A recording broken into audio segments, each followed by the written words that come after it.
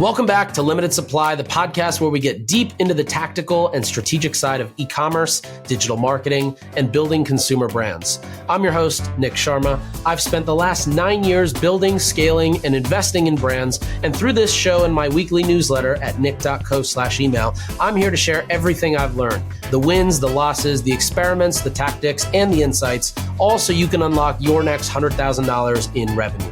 Today's episode is a good one, but before we dive in, let me tell you about our chosen sponsor for this week's episode. Think about your best friend and how they shop. Totally different than how you shop online, right? You should never be getting the same cart reminder email. That's where Instant AI comes in. In the last few weeks, Instant rolled out AI flows for over 500 brands. The momentum is crazy, and one of my favorite brands tripled their email revenue in just 60 days. That's one of hundreds of wins they've had so far. Here's why it works. Instant can immediately understand who's on your site and what they've been looking at. The discount, the copy, the imagery, the on-site promotion, all of it is pulled dynamically into personal email flows. Then it sends it at the exact moment that shopper is ready to buy. BFCM is behind you, and now's the time to build for your biggest year yet. Old and lame retention emails are so 2025. Book a demo by December 31st and get 50% off your first 60 days at instant.one/Sharma and set up your brand to dominate 2026. Welcome back to another episode of Limited Supply. Today is, I'm recording this on Monday, November 24th. So we're on the same week as Black Friday. And I know a lot of people are just going to be moving and grooving, trying to get everything done and ready for Thursday, Friday, all the way through next Friday. So I thought, let me just make something that's quickly tactical, easy, fun to digest. You can listen to it as you're on the go or in between hanging out with family. So what I did is I just went through all of my newsletters on Black Friday, and I just made a very quick, 70-point checklist, all the things that you want to make sure you have and double check at the last second, just so there's no issues around, your codes going live, your products working, coupons being applied, discounts, all that stuff. So let's get into it and get started. So this is the last minute BFCM checklist, everything to double down and double check before your sale starts. So we're going to go in different sections. I'm going to start with the website and just tech. Then we'll go into email. We'll go into paid media, organic and social, influencers, ops, and then just some last few things we can add at the end. So starting with the site, number one, test every variant selector, add to cart, slide out cart, and checkout button. Basically every CTA should be double and triple checked. I recommend checking it for mobile. A lot of times mobile development layouts can be different than what the dev layout is. It's not necessarily always a super responsive coded page. So especially if these are landing pages, if these are extra collections pages, if these are alternate PDPs, anything that you built custom and kind of away from your normal, collections or PDP template, double and triple check that on mobile and desktop, all the things work. Variant selectors pull the right color, they show the right imagery, maybe change any information down below. All the buttons add the right products with the right quantities, with the right selling plan, AKA is it one time or a subscription, and with the right subscription, right? If you're running a promo where you're doing 30% off the first order and 20% off or 15% off the subsequent orders, then making sure that button adds the right selling plan. And then, of course, making sure that your slide out cart works, everything, testing an empty cart state, right? Ideally you have some sort of social proof or a quote or something in there. And then when you have a product, do you have the right product being cross-sold or upsold? Are you offering to go to subscription? And then, of course, if you have a coupon code slot at the bottom of that slide out cart, make sure that works and applies. Ideally, if you prepped for this, you also are highlighting your discounts and savings in the slide out cart before somebody goes to just kind of that Shopify checkout. So anyways, that's number one. Number two is test basically the same thing with all the promo codes. So there are likely going to be automatic, auto apply promo codes that you have going on, as well as manual promo codes, meaning people enter it once they get to the site. My recommendation is that anytime you have a link, so let's say you've got a link going from an ad or a newsletter or a text to your website, if there's a code to be applied, let's say it's Small Business Saturday and you've got, Saturday 30 is your code, then the link that you give out in text or email should already include that code and redirect them either to a specific landing page, a collections page, or maybe it's also just the homepage.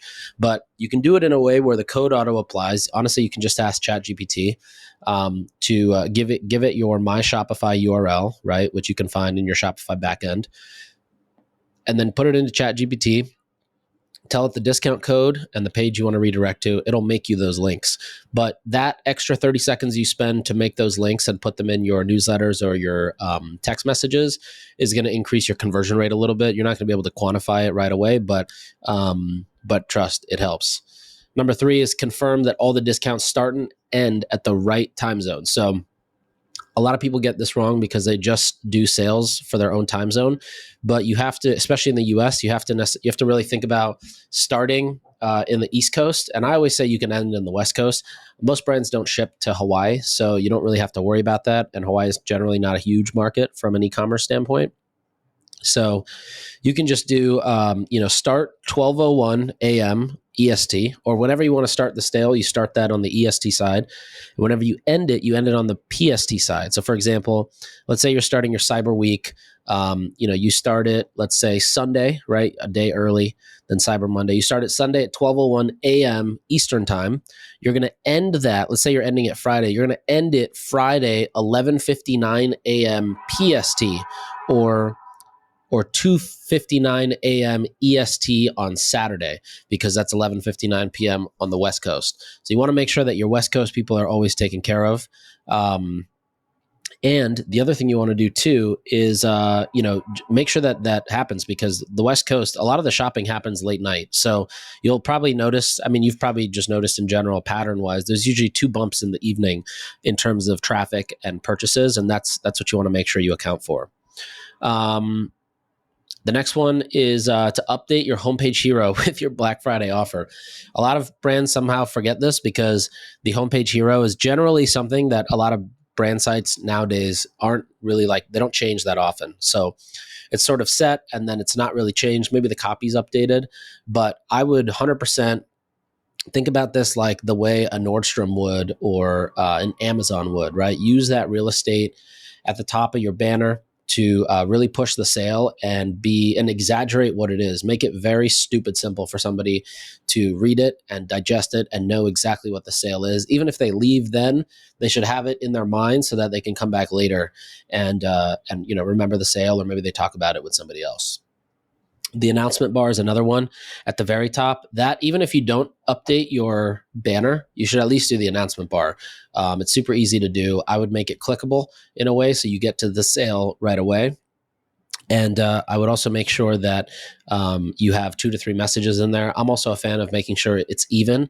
So, you don't have one line full of a sentence and then line number 2 has 1 word in it. I think that looks weird. So make sure it's formatted nicely and nice and easy on the eyes. Number 7, add a countdown timer to landing pages and key product pages. So this you can add.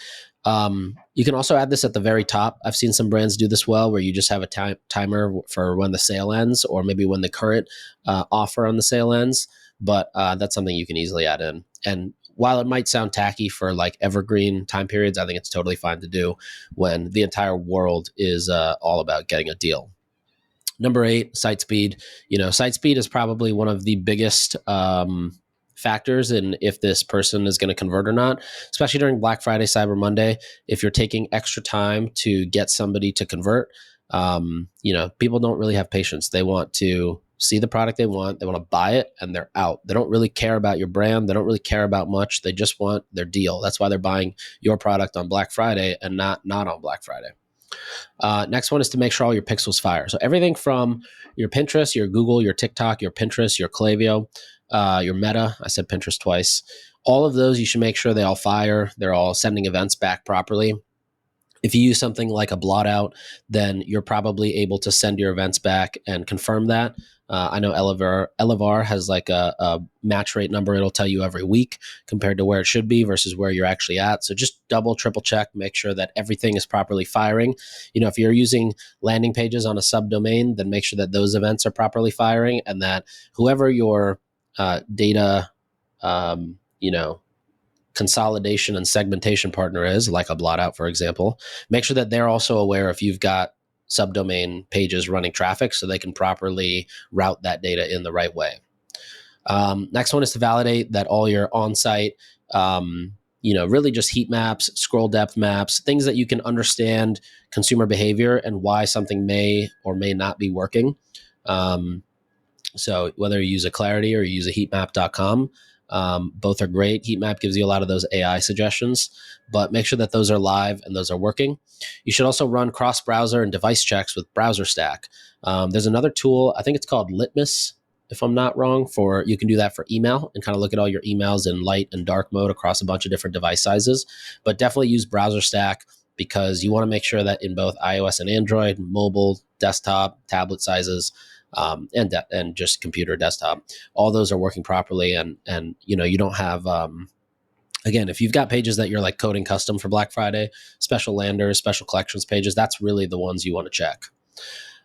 Next one is to freeze your code. So for some reason, brands just don't freeze their code, especially during this period too, and they might still make updates. My suggestion is if something is not mission critical, if it's not going to compromise your sale, just leave it. Deal with it after. It's not worth it.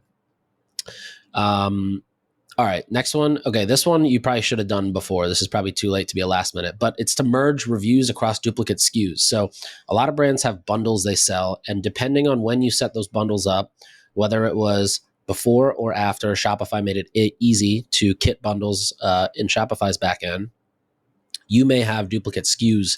And what happens is when you do duplicate SKUs, you don't make sure that the reviews are properly displayed across all the products. Caraway, the cookware brand, does a phenomenal job of this. If you go to any PDP, you'll see that they do a really good job matching bundles and individual SKUs to make sure that the reviews are shared across. And it just looks overall really, really strong. All right, next one, validate redirect logic for all the vanity URLs. So for example, you've probably got vanity URLs. If you don't, you should. You should never have these long URLs in your Instagram bio, on Instagram stories, over text. Honestly, even over email, I'm a fan of trying to use vanity short URLs, but nobody's copying emails there or links, so you don't really have to. But for text, for sure, Facebook groups, influencers, creators, like all of them should have vanity URLs. That's, for example, apple.com/Sharma, right? That would be a vanity URL. And when somebody clicks that, it might redirect to apple.com/product/iPhone 17, UTM source equals influencer, UTM medium equals Nick Sharma. And that way on their end, they can still see it and properly track it. But for me, if I share it to my audience, it just looks like apple.com/Sharma, which is a lot cleaner. And especially if you're working with creators, influencers, bloggers, affiliates, it's much easier to give them a URL that's just easy for them to remember. Another example, when I worked at Hint, our domain was drinkhint.com, still is. And I bought the domain hint.co and used that for all our creators. So if you go to hint.co/Sarah, it went to Sarah Dietschy's specific offer and landing page, and we could track all that traffic and look at the individual conversion rate. We could then tag those users as people who came in with the UTM. When we look at customer cohorts in 6 months, 12 months later, we can see how that cohort does. There are a lot of reasons to use these vanity URLs. Next one, ensure that your back in stock alerts are active and configured and ready to go. There's been so many times where products run out of sale on Black Friday, or run out of stock rather, because the sale is so good. And there's just never a back in stock widget or thing ready to go. There's actually a couple months ago, I did a vibe coding night with Billy Howell, who was also on the podcast, and you should listen to if this sounds of interest. But we vibe coded a back in stock widget. So a lot of those people are going to have their own coded widget for their website. If you want to learn how to do that, I recommend checking out the episode I did here with Billy. But make sure those are ready, because as soon as something's out of stock, you want to start collecting that demand. Obviously, you're collecting, emails and phone numbers. And if you use something like Instant, you can get their anonymous data without even collecting it. But you want to try to get more segmented, more product specific back in stock information. So that's where you collect phone number or email on the PDP itself. It is Black Friday, so it should be enough to just get their phone number or email. If that carries over into the evergreen period or to the non-sale period, you can always do something like offer a discount, or, say that, hey, if you enter your email today, you're guaranteed that your order of this product will ship by this date, or that it'll be available for you by this date. And yeah, I recommend doing that. A lot of people don't. Okay. Every customer who comes in that's a new customer during BFCM, tag them. Just tag them BFCM 2025 so that later you can track these people differently. And last thing on the website, number 20, is confirm that your Shopify scripts don't conflict with any discount logic during this period of time. So what that means is a lot of people have scripts that go. So for example, new customer offer. Okay, we'll add these 3 items in the back. Add this other item to be pick and packed, so it shows up on the shipping side. Or discount happens this way, or this person adds this to cart, automatically add this product to cart as well. All these different scenarios that exist. You want to make sure that you test all of your offers with all the scripts that are live, so that you can make sure that you're not double or triple discounting or doing anything that will kind of harm you in the long run. Brands like Third Love, Liquid IV, and Neurogum all swear by Instant. They've tripled their email revenue, and some like Karen Kane even see a 5x increase. Why? Because AI can build hundreds of versions you'll never have time to make. While you're running your brand, Instant is running the experiments, figuring out what works, and then continuously optimizing to keep conversions growing. BFCM's over, and your next growth run starts now. Grab a demo by December 31st and get 50% off your first 60 days at instant.one/Sharma. And now we're going to move to email and SMS. So the first one is prep your entire email schedule. This is something that's probably already done, so you don't really need to do this, I would imagine, or hopefully you don't. But you want the first one to kick off at 12:01. You want to then build out segmented didn't open and open but didn't click resend groups. So these are people who have shown some level of interest, either because they're on your list and maybe recently shown engagement, or because they opened but didn't click, and you're going to hit them back.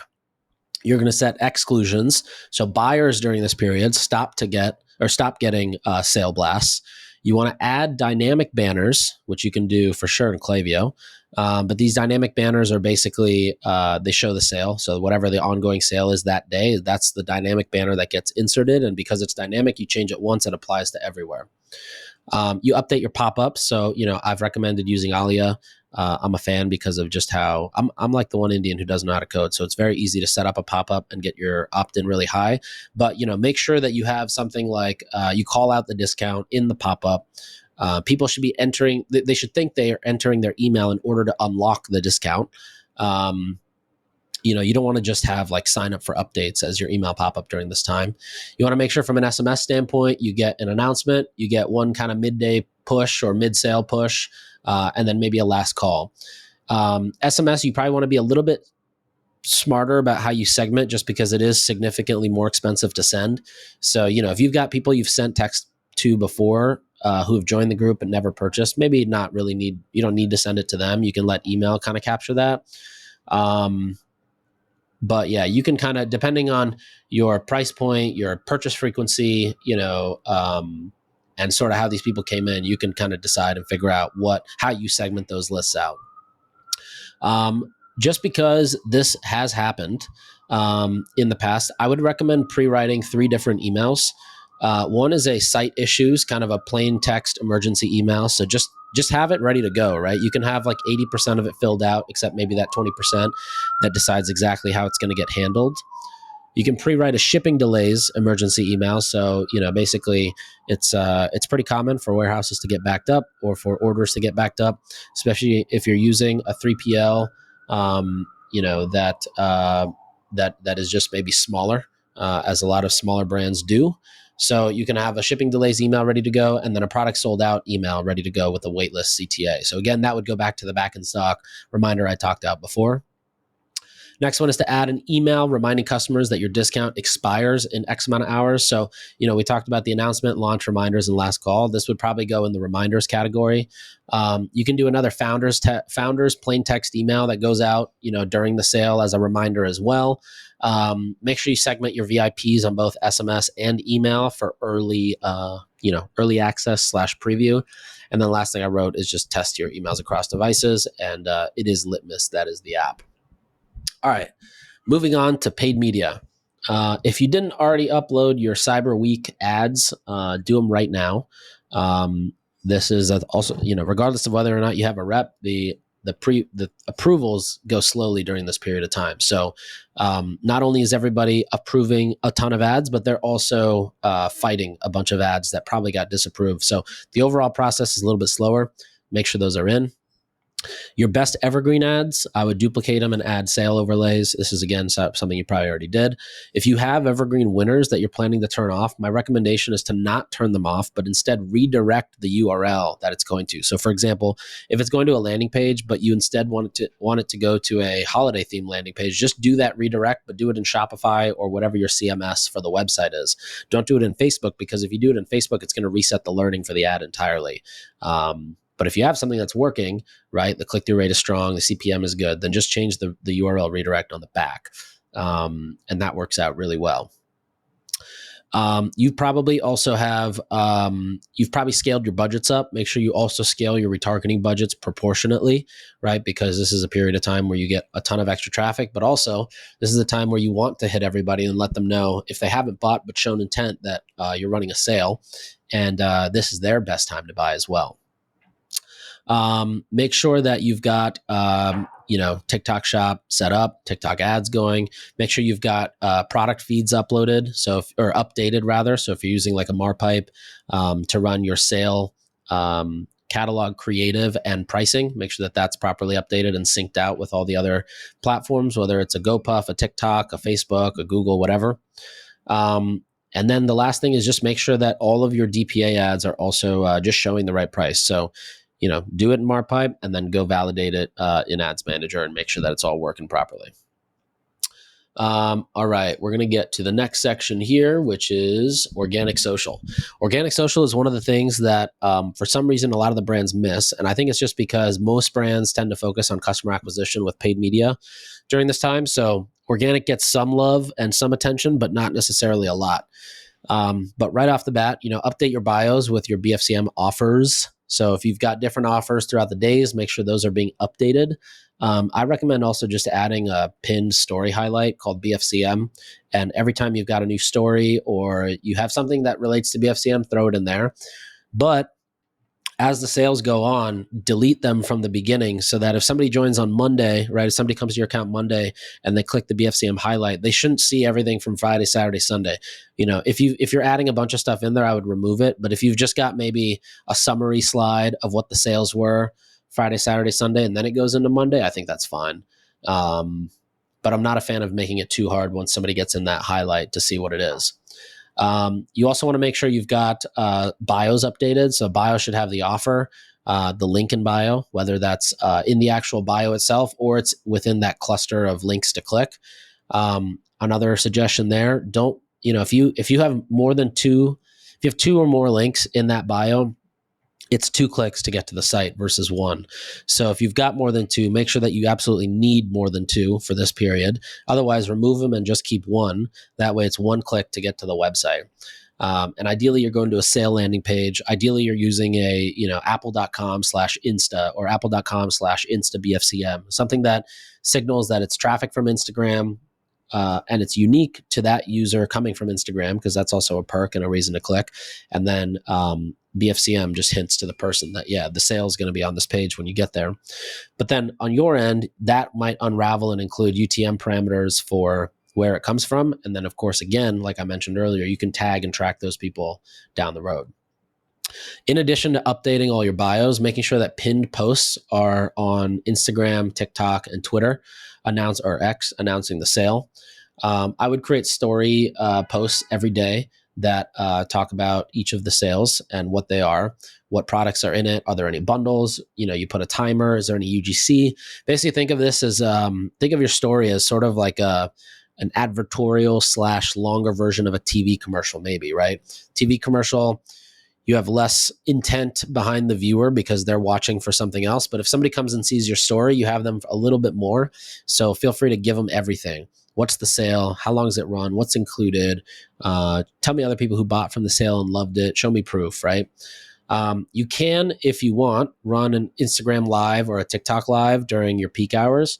I wrote about it in this last weekend's newsletter, but Brands are crushing on TikTok Live, and some have a really elaborate setup with stages and sets and multicam, and some don't. Some are just very simple. So you can kind of go on and see how they're doing it, see if that's something you want to explore. But my guess is it's already the 26th today, so you probably don't have time. And then the last one is just this one is an easy one to do, and always hits it out of the park. Kind of goes with the email idea of sending a founder plain text email, but just record a founder video in front of your iPhone. Just put the camera down, make sure your phone's not directly on the table, because then the mic and the speaker don't work well together. But you just put it down in front of you, record a video announcing the sale, why you're excited about the sale, maybe a couple of personal anecdotes that makes it feel like, you're telling somebody as a friend versus telling them as a company. But these tend to have high click-through rates and also high conversion rates. So it's easy to do. If you can run it from the founder's actual Instagram and TikTok accounts, that's always also a good idea. But something that takes 45 seconds and has a really big payoff. Now going on to affiliates and influencers. So affiliates, you want to start by emailing all your affiliates. And if you have them on text or Discord or Slack, however you have them, you want to make sure they're all getting their codes, their auto apply links, any sort of talking points that are different than what they may have before. Or, you also want to assume that people lose things. So just resend all the talking points, and then sale start and end times for each sale. So what this does is it just gives them a quick sheet they can reference for the next week or so in the future as they're quickly going and posting and grabbing links.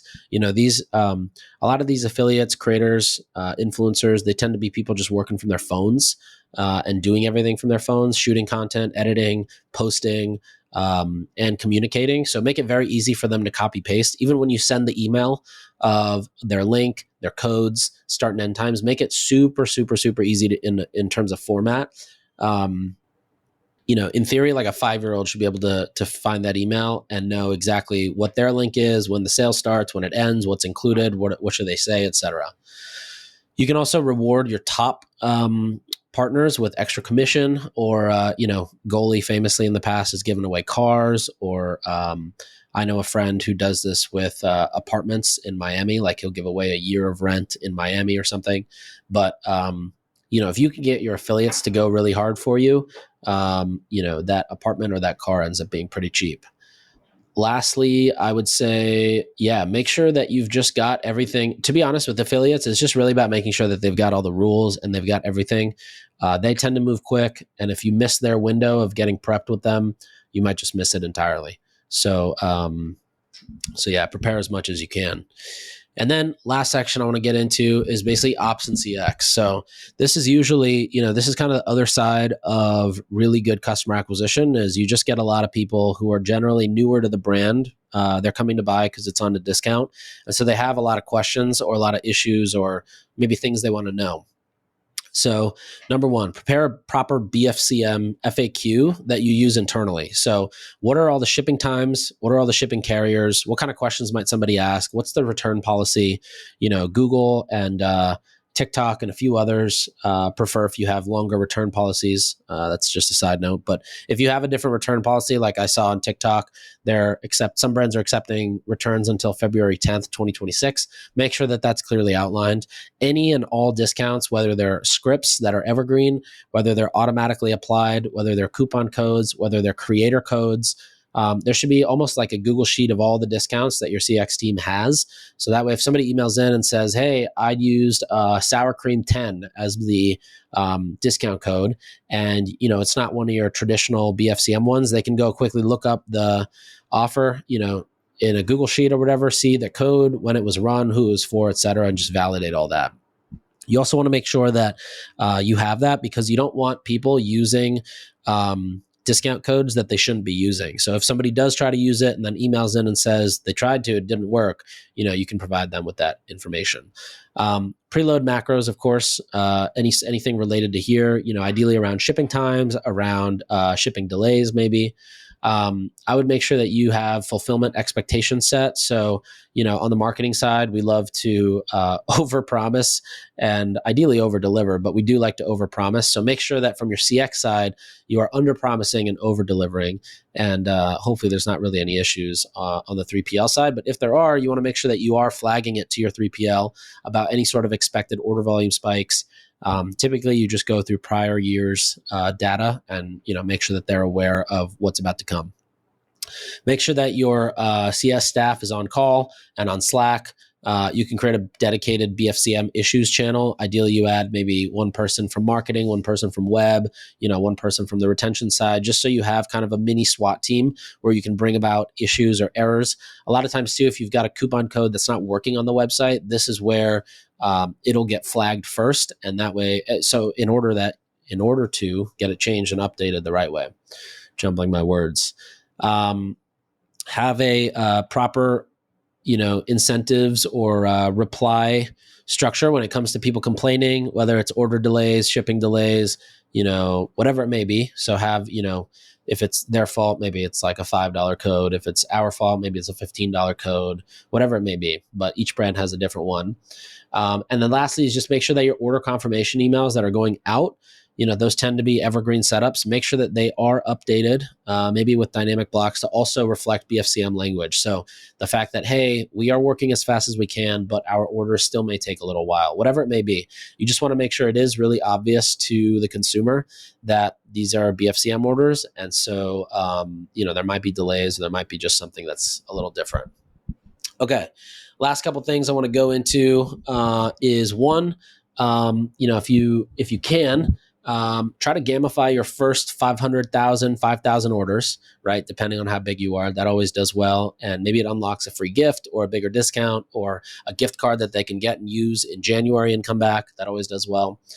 You can add a small mystery gift to orders to boost AOV. So mystery gift might be something where you mark it up, or rather you say like, hey, this is a $25 or $50 mystery gift, but you offer it for half the price or 40% off. And you basically are telling them like, hey, this is a bit of a gamble, but I'm giving it to you as a discount.